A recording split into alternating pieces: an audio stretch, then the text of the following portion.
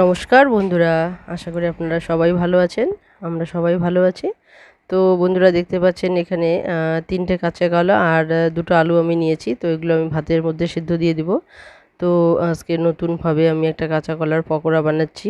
আর এই পকোড়া দিয়ে আমি কিছু সবজি নিরামিষ সবজির রেসিপি করব। তো বন্ধুরা অবশ্যই স্কিপ না করে পুরো ভিডিওটা দেখবেন, সঙ্গে থাকবেন। তো এই কীভাবে আমি রেসিপিটা তৈরি করি তো অবশ্যই দেখার জন্য সঙ্গে থাকবেন। আর বন্ধুরা লাইক কমেন্ট শেয়ার করতে ভুলবেন না। তো বন্ধুরা দেখুন এখানে কাঁচা কলাগুলো সেদ্ধ হয়ে গেছে, আর এখানে সবজিতে দেওয়ার জন্য আমি আদা আর লঙ্কা নিয়েছি, যেগুলো বেটে নেব।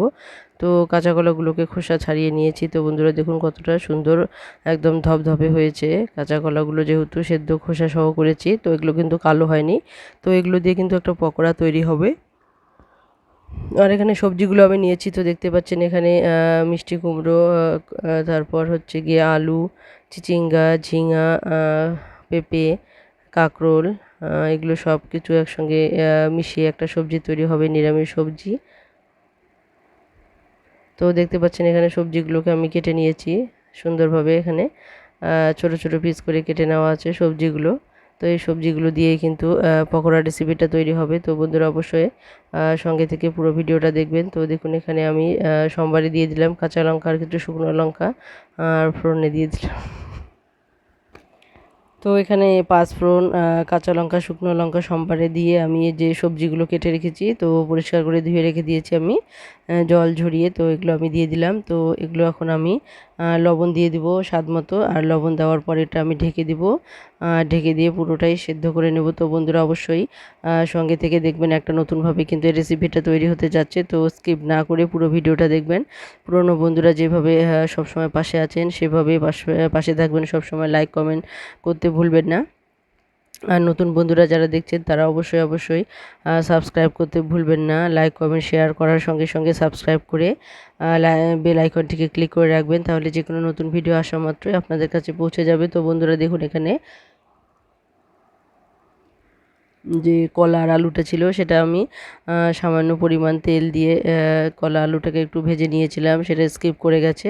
আর এখানে যে বেসন নিয়েছি, বেসনের মধ্যে একটুখানি স্বাদ মতো আমি লবণ দিয়ে দিলাম। আর লবণ দেওয়ার পর কিন্তু বেসনটাকে আমি পাতলা করে একটু গুলিয়ে নিব। তো বন্ধুরা অবশ্যই স্কিপ না করে সঙ্গে থেকে পুরো ভিডিওটা দেখবেন। তো দেখুন এখানে কিন্তু বেসনটাকে ভালোভাবে ফেটিয়ে নিতে হবে। তো বেসনটা যত ভালোভাবে ফেটানো যাবে পকোড়াগুলো কিন্তু ততই ভালো হবে, স্পঞ্জি হবে। তো যেহেতু এটা আলু আর হচ্ছে গিয়ে কাঁচা কলার পকোড়া হবে, তো এটা কিন্তু একদমই মুচমুচে হবে না। এটা একদম অন্য একটু নরম তুলতুলে টাইপেরই হবে। তবু কিন্তু এটা খেতে একটু অসাধারণ, একটু আলাদা ভিন্ন স্বাদের হবে এটা। তো অবশ্যই আপনারা বাড়িতে এই ধরনের পকোড়া বানিয়ে নিতে পারেন। তো বন্ধুরা দেখুন এখানে যে আদা ছিল, তো আদার সঙ্গে আমি এখানে জিরে গুঁড়ো, তারপরে কাশ্মীরি লঙ্কা গুঁড়ো আর হলুদ গুঁড়ো দিয়ে দিয়েছি। আর এখানে জল গুলে রেখে দিলাম আমি। তো দেখুন এখানে পকোড়াগুলো কিন্তু আমি প্রথমে বল করে নিয়েছিলাম, তারপর আমি পকোড়াগুলোকে সাইজ করে চ্যাপ্টা চ্যাপ্টা করে দিয়ে নিয়েছি। তারপর দেখুন পকোড়াগুলোকে আমি ভাজতে শুরু করে দিয়েছি। তো বন্ধুরা দেখুন পকোড়াগুলো কিন্তু খুব সুন্দর হয়েছে। তো এগুলো শুধু সুন্দরই হয়নি, এগুলো কিন্তু খেতেও কিন্তু অসাধারণ হয়েছে। তো এইভাবে সমস্ত পকোড়াগুলোকে ভেজে নেব। তো এগুলো কিন্তু শুধু ঝোলে দেবো তা নয়, এগুলো কিন্তু এমনি ভাজা পকোড়া হিসেবেও কিন্তু খাওয়া যাবে। তো এগুলো কিন্তু খুবই সুস্বাদু। কিন্তু এটা কিন্তু মুচমুচে টাইপের পকোড়া নয়, এটা কিন্তু একদম নরম স্পঞ্জি টাইপের পকোড়া। তো অবশ্যই আপনারা বাড়িতে ট্রাই করে দেখবেন, খেতে কিন্তু খুবই ভালো লাগে। তো বন্ধুরা দেখুন এখানে ঢাকা দেওয়ার পর কিন্তু অনেকটাই মোটামুটি সেদ্ধ হয়ে গেছে। এরপর কিন্তু আমি আরও কিছুক্ষণ ঢাকা দিয়ে এটাকে সেদ্ধ করে নেব। তো বন্ধুরা আপনারা অবশ্যই যখন এই রেসিপিটা তৈরি করবেন, তো অবশ্যই ঢাকা দিয়ে সেদ্ধ করে নেবেন, তাহলে দেখবেন সবজিগুলো কিন্তু খুব সুন্দরভাবে কিন্তু সেদ্ধ হয়ে যাবে। তো বন্ধুরা দেখতেই পাচ্ছেন এখানে মোটামুটি কিন্তু সেদ্ধ হয়ে এসেছে। এরপরে কিন্তু আমি ঢেকে দিয়ে বাকি যে পকোড়াগুলো আছে, তো অন্য উনানে কিন্তু আমি এগুলো ভাজতে শুরু করে দিয়েছি, ওভেনে গ্যাসে। তো বন্ধুরা দেখতে পাচ্ছেন এখানে কিন্তু পকোড়াগুলো দেখতেই পাচ্ছেন কত সুন্দর হচ্ছে পকোড়াগুলো, ফুলকো ফুলকো। তো আপনারা যদি বেসনটাকে ভালোভাবে যত ফেটিয়ে নেবেন ততই কিন্তু পকোড়াগুলো সুন্দর হবে, স্পঞ্জি হবে। তো বন্ধুরা দেখুন এখানে যে সবজিগুলো আছে তো কিন্তু পুরোপুরি সেদ্ধ হয়ে গেছে। এরপর কিন্তু আমি সবজিগুলোকে নামিয়ে নিয়েছি কড়াইয়ের থেকে। এরপর কড়াইয়ের মধ্যে তেল দিয়ে দিয়েছি। এরপর তেল দেওয়ার পর এখানে যে মশলাগুলো আছে সে জলে ভিজিয়ে রাখা, তো সেই মশলাগুলোকে কিন্তু আমি সুন্দরভাবে কষিয়ে নেব। তো বন্ধুরা দেখতে পাচ্ছেন এখানে মশলাগুলো মশলাগুলো আমি দিয়ে দিলাম, আর দিয়ে দেওয়ার পর কিন্তু এটাকে ভালোভাবে কষিয়ে নেব। আর এখানে যে সবজিগুলো ছিল সেগুলো কিন্তু আমি নামিয়ে নিয়েছি। তো সবজিগুলো কিন্তু ভাজা হয়ে গেছে, পুরোপুরি সেদ্ধ হয়ে গেছে। তো আমি কিন্তু মশলার সঙ্গে সেগুলো দিলাম না, আমি মশলাগুলোকে ভালোভাবে কষিয়ে নিলাম। আলাদা করে কষিয়ে নেওয়ার পর কিন্তু এখানে আমি জল দিয়ে দিব, আর জলটাকে ভালোভাবে ফুটিয়ে নেব। তো এখানে যেহেতু পকোড়াগুলো দেবো, তো জলের পরিমাণটা একটু বেশি করে দিতে হবে, কারণ যেহেতু পকোড়া দিব, তো পকোড়াগুলো কিন্তু অনেকটাই যে রসটা কিন্তু অনেকটাই টেনে নেবে, যার জন্য কিন্তু শুকনো হয়ে যাবে। তো অবশ্যই আপনারা চেষ্টা করবেন, যদি এই ধরনের কোনো রকম পকোড়া দিয়ে যদি কোনো রেসিপি তৈরি করতে চান, তাহলে কিন্তু আপনারা একটু বেশি করে কিন্তু একটু জল দিবেন, কারণ নামিয়ে নেওয়ার পর দেখবেন সেটা অনেকটাই টেনে নিয়েছে। তো অবশ্যই আপনারা সেই অনুপাতে কিন্তু জলটা দেবেন।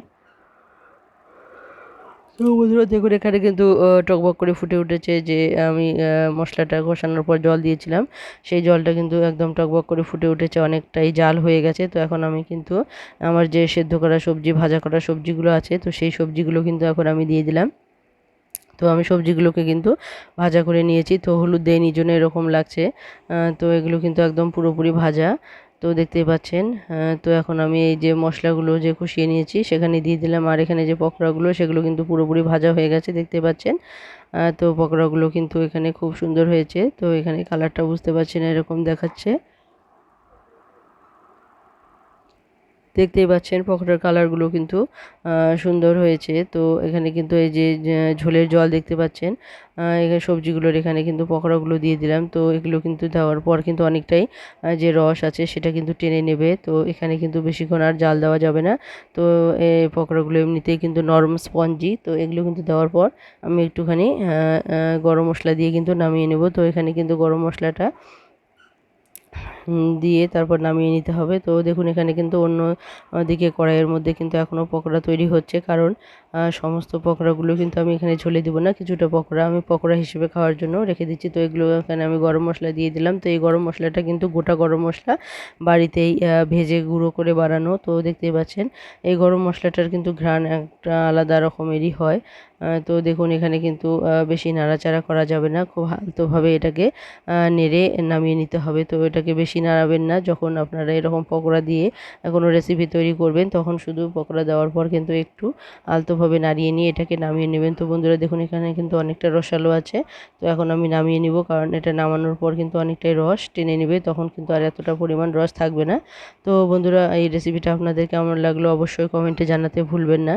আর যে সমস্ত বন্ধুরা এতক্ষণ অবধি সঙ্গে ছিলেন, তাদেরকে অসংখ্য অসংখ্য ধন্যবাদ। তো এভাবেই সমস্ত বন্ধুরা ভালোবাসা নিয়ে সঙ্গে থাকবেন, যেন আমরা নতুন নতুন রেসিপি আপনাদের সামনে নিয়ে আসতে পারি। তো বন্ধুরা, আজকের এই রেসিপিটা আপনাদের কেমন লেগেছে অবশ্যই কমেন্টে জানাতে ভুলবেন না। আপনাদের কমেন্টের অপেক্ষায় সবসময় থাকি, কারণ যে আপনাদের কমেন্ট পেলে তবেই মনটা ভালো থাকে। যদি না দেখি কমেন্ট, তাহলে কিন্তু মনটা খারাপ হয়ে যায়। তো অবশ্যই কমেন্ট করতে